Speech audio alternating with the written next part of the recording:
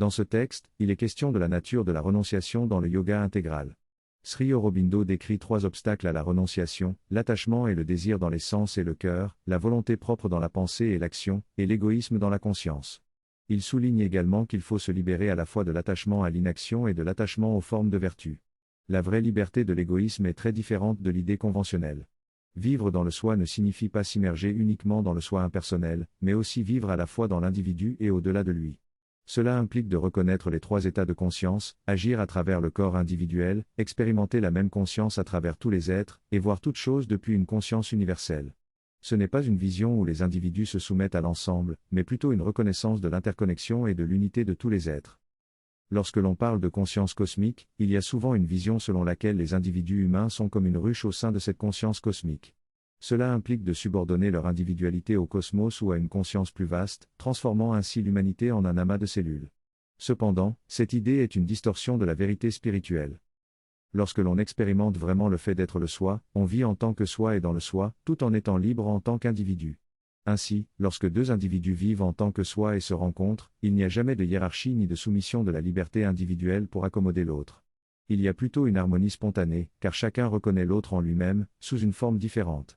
Il y a donc une totale liberté et égalité, ainsi qu'une continuité du jeu libre entre tous. Cela diffère grandement de l'organisation d'une fourmilière, où chaque membre doit servir une place fixe dans le corps plus vaste de l'être. Ici, il n'y a plus d'équivalence avec des cellules, mais des individus libres, entièrement libres dans leur individualité à chaque instant. Il s'agit d'une nouvelle idée, d'un nouveau concept, qui ne trouve pas d'équivalent dans les structures actuelles de la nature. Si nous ne la comprenons pas correctement, il est facile de la déformer pour l'ajuster à un moule de pensée existant. La mère, lorsqu'elle était en contact avec le Seigneur Shiva, a eu une expérience dans laquelle elle a vu tous les êtres comme des cellules dans une plus vaste conscience cosmique. Cependant, Sri Aurobindo a jugé que cette expérience était prématurée et l'a retirée. La mère ne donne pas d'explication dans son récit, mais il semble que si l'humanité devait adopter ce concept avant de devenir libre dans sa conscience du soi, il serait facile de glisser vers cette distorsion de la conscience de ruche.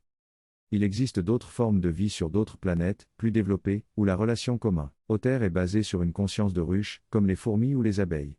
Cependant, ce n'est pas l'intention pour l'évolution de la Terre. La Terre est un point focal spécial dans l'univers où l'individualité est encouragée à s'affirmer au-dessus de la conscience collective.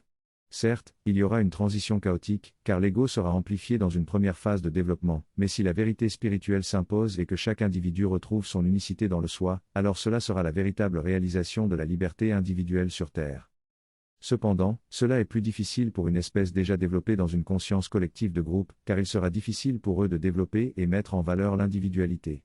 En revanche, leur révolution sera moins marquée par les conflits dus à la conscience de ruche. Les êtres vivants dans les mondes subtils, tels que les mondes mentaux et vitaux, ont également une conscience de groupe et ne comprennent pas pourquoi la Terre est si conflictuelle. Ils voient la Terre comme un domaine de conflit inutile et cherchent à éviter ce genre de situation. L'influence de la Terre et de ses habitants est unique dans l'univers, selon l'auteur. La mère dit que la Terre occupe une place spéciale dans l'univers. Vivre en tant que soi-même et dans le soi est une connaissance intégrale à laquelle nous devons travailler consciemment. Il est utile de se détacher de notre personnalité étroite et de voir les choses du point de vue de l'univers. Cela nous offre une perspective plus libre et plus vaste. Les problèmes et les conflits semblent alors moins importants à la lumière de l'immensité de l'univers. Nous sommes tous des bulles dans l'unité plus vaste du soi. La pratique de la renonciation est un exercice utile pour élargir et libérer l'esprit de l'identification exclusive à la personnalité étroite. La renonciation implique la discipline du renoncement de soi, de l'inhibition du plaisir et du rejet des objets de plaisir. Cependant, ces pratiques ont leur place dans la formation et le développement qui nous mènent à la véritable expérience de la renonciation dans la connaissance intégrale. Si notre esprit n'était pas ignorant, attaché et limité, la renonciation ne serait pas nécessaire. Mais tant que nous sommes ainsi, nous devons passer par cette discipline pour progresser vers une joie plus divine. La période de renoncement, d'inhibition et de rejet de soi est une transition nécessaire pour l'évolution de l'humanité.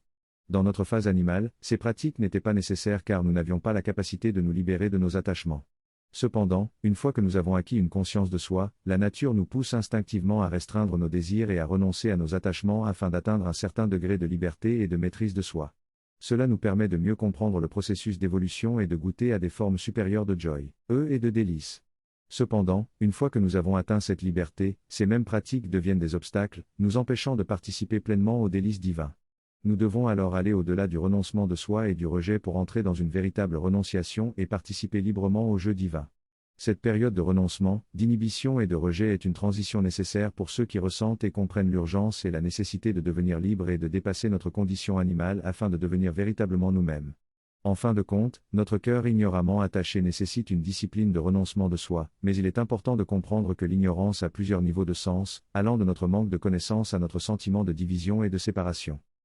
Dans cette prise de parole ou synthèse, l'auteur aborde les concepts de vidya et avidya dans les Upanishads et explique que leur traduction en connaissance et ignorance ne reflète pas complètement leur profondeur et leur richesse de sens.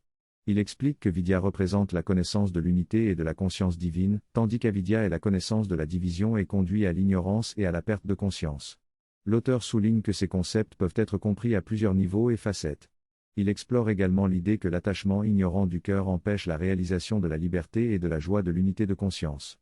Finalement, l'auteur propose que le renoncement de soi et l'inhibition des plaisirs sensuels sont nécessaires pour libérer l'esprit des attachements et expérimenter la véritable liberté et la joie dans le domaine de la conscience divisée. Dans ce texte, l'auteur réfléchit sur la satisfaction que l'on ressent à travers les sens, comparée à la dualité entre le plaisir et la douleur dans l'expérience humaine.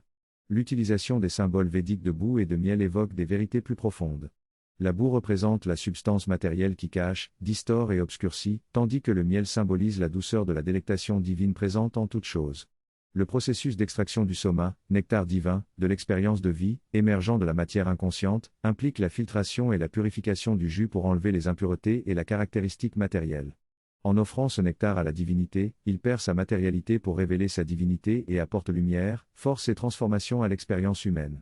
Cependant, l'enchantement sensoriel provoque souvent une confusion car on s'attache à la forme à travers laquelle le plaisir est ressenti, entraînant des souffrances liées à la combinaison de la boue et du miel. Ainsi, il est nécessaire de se détacher de ces plaisirs erronés qui déforment la délectation.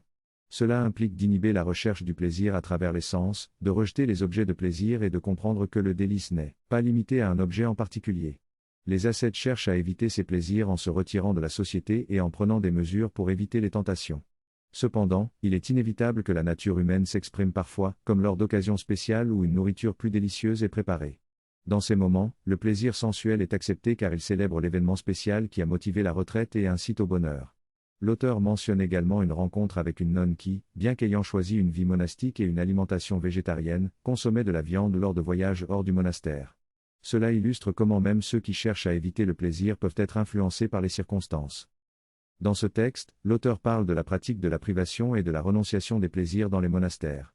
Il mentionne l'exemple d'une personne qui décide de ne pas manger de viande, mais qui ressent toujours le désir de manger de la viande lorsqu'elle en a l'occasion, montrant ainsi que même ceux qui choisissent la privation ressentent toujours l'attrait pour ce dont ils ont été privés. L'auteur souligne que dans certaines traditions ascétiques en Inde, les moines doivent accepter la nourriture telle qu'elle est donnée, même si elle est de mauvaise qualité, dans le but de ne pas développer d'attachement au plaisir de la nourriture. Cette pratique vise à briser l'attachement et à flouter les distinctions entre les goûts pour les plaisirs sensuels. L'auteur explique que la privation des plaisirs est imposée par la discipline monastique afin de se concentrer exclusivement sur Dieu et d'éviter l'attachement aux objets de plaisir.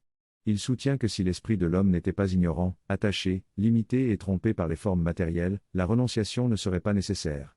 L'auteur conclut en soulignant que la perception de la réalité est déformée par les formes matérielles, et que dans les mondes subtils, il est plus facile de percevoir la réalité intérieure plutôt que de s'attacher à la forme extérieure. Il souligne également que les conflits humains sont souvent causés par des malentendus liés aux mots et aux formes, et que la communication directe au-delà des mots est plus véritable et plus intime. L'auteur évoque la nécessité de connaître intimement les choses pour ce qu'elles sont et ce qu'elles communiquent, sans ignorance, attachement, lien ou illusion.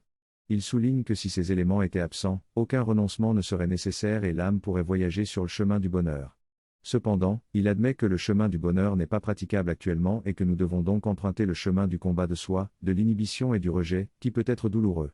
Il mentionne ensuite le chemin ensoleillé de la pratique du yoga intégral, qui repose sur l'harmonisation et l'alignement avec l'être psychique, et qui nous rapproche progressivement du bonheur.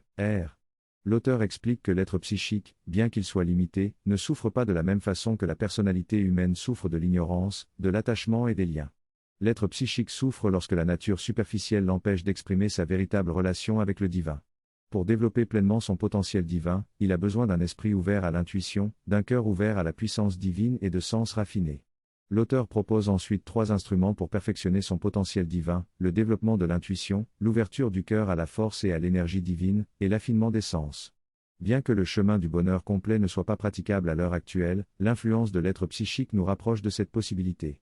L'auteur mentionne également la nécessité de passer par l'auto-renoncement, l'inhibition et le rejet comme partie de l'entraînement de l'âme. En abandonnant tout à quoi elle est attachée, l'âme peut atteindre sa véritable réalité. L'auteur souligne que le renoncement externe n'est pas essentiel mais nécessaire, et que même une complète renonciation externe peut être une étape par laquelle l'âme doit passer à un moment de son évolution, tout en évitant la violence et la peur.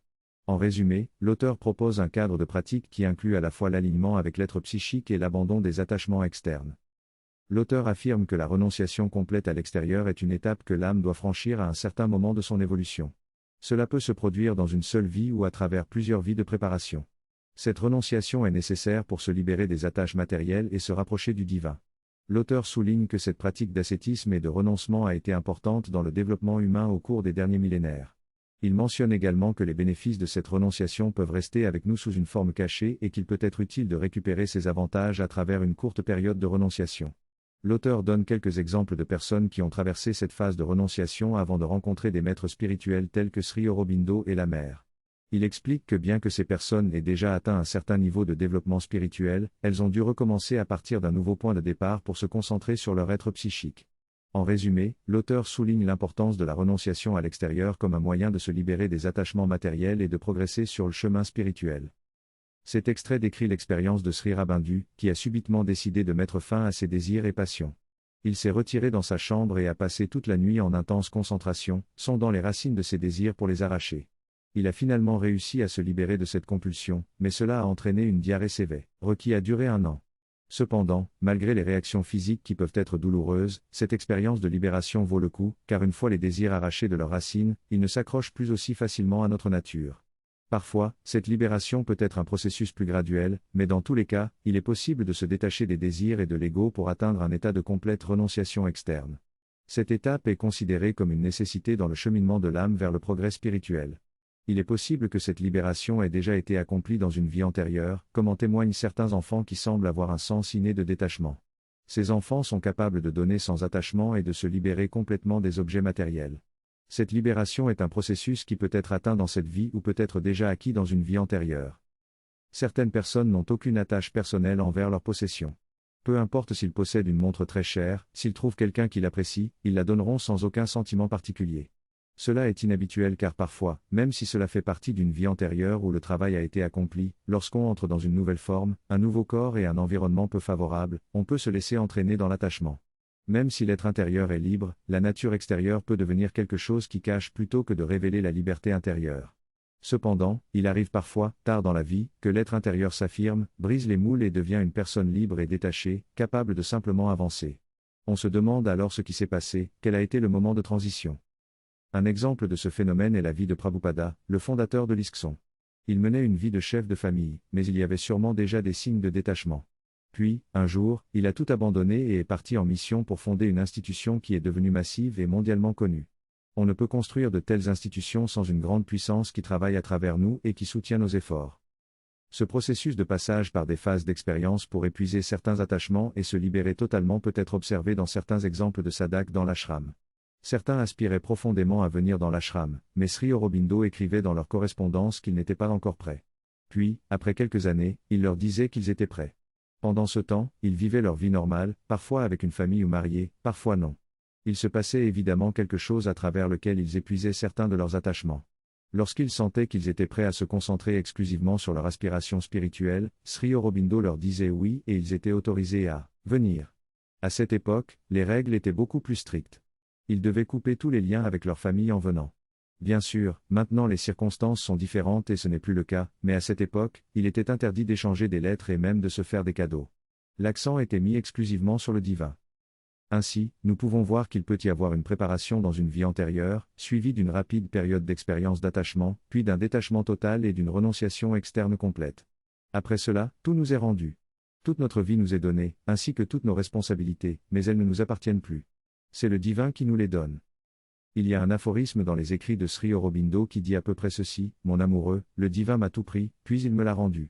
Et qui suis-je pour me plaindre s'il me le rend, sinon que la différence est que ce n'est plus à moi, c'est à lui et il me le donne afin que je m'en occupe comme sa propriété. » J'ai eu une question intéressante de la part de quelqu'un qui est engagé dans la vie de famille et les affaires, mais qui a toujours une aspiration intérieure à vivre pour le divin. Il m'a demandé comment vivre la vie d'un ashramite, même s'il est loin de l'ashram.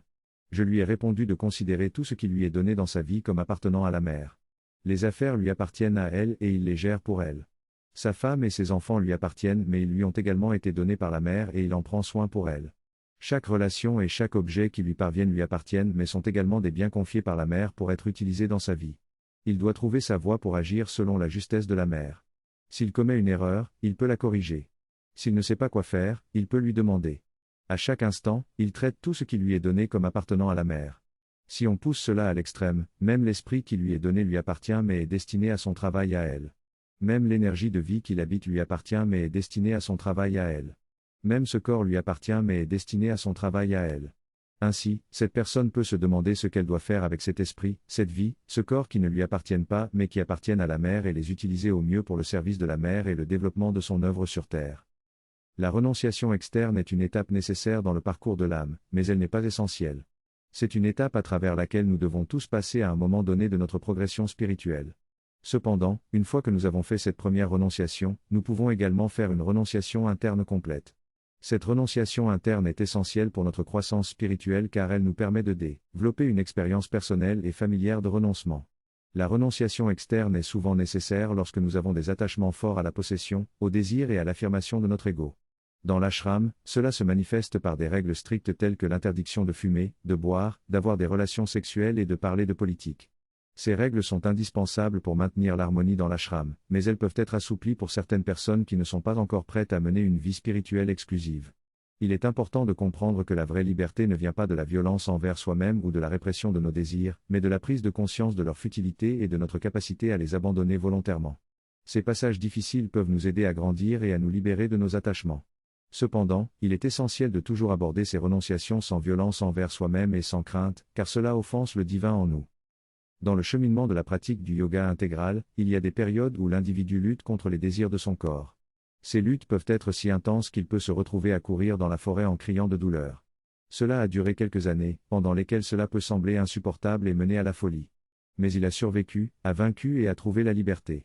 Cependant, il est important de se demander si cela en vaut la peine, si cet effort en vaut la peine. Selon la Bhagavad Gita, torturer le corps est une souffrance pour le divin qui réside en nous.